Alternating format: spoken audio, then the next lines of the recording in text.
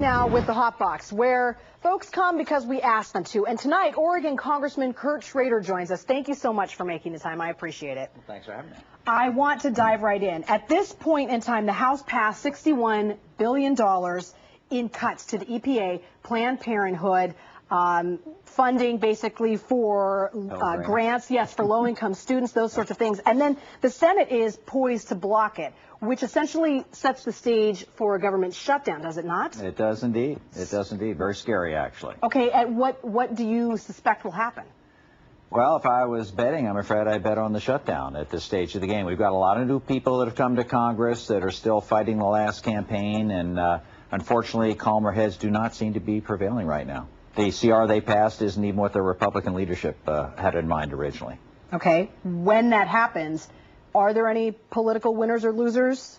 Well, I think we all lose. I think this country loses. I thought one of the major messages, Stephanie, from the last election was get along, work together, solve our problems. And here, a simple continuing resolution to keep things going while we figure out the big problems can't even get enough votes. So hopefully I'm wrong. Hopefully calmer heads will prevail, but we've got a week and a half to figure that out. Is it okay? Because I was assuming it was sometime in March, but I wasn't sure. March 4th. March 4th. Okay. So it's right here.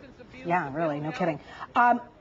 If I may, I'd like to ask about something that everyone is talking about right now, David Wu.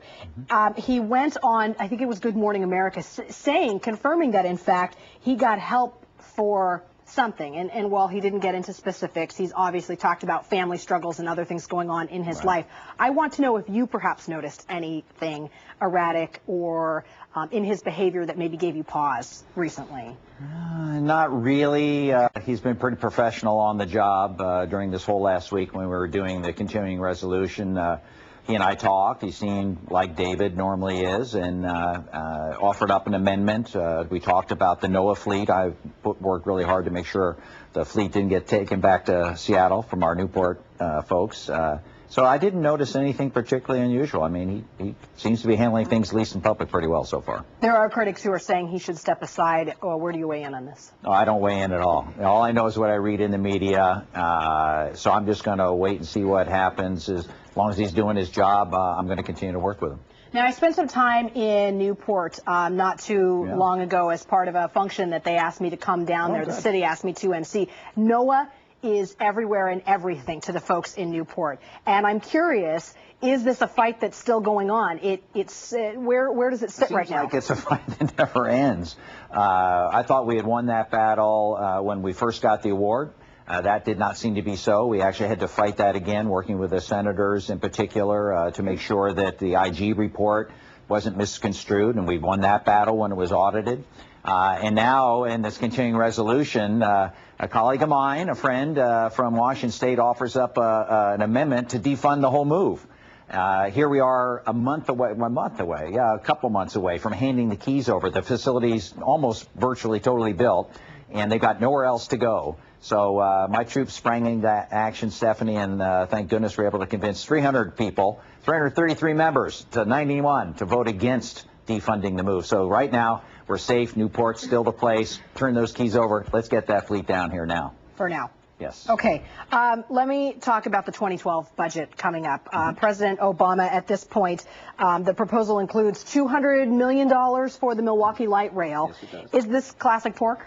I don't think so. This is a project regional significance. This area's been working on for a long time. It also includes county payments, which I worked very hard to make sure were in the budget along with the rest of the delegation.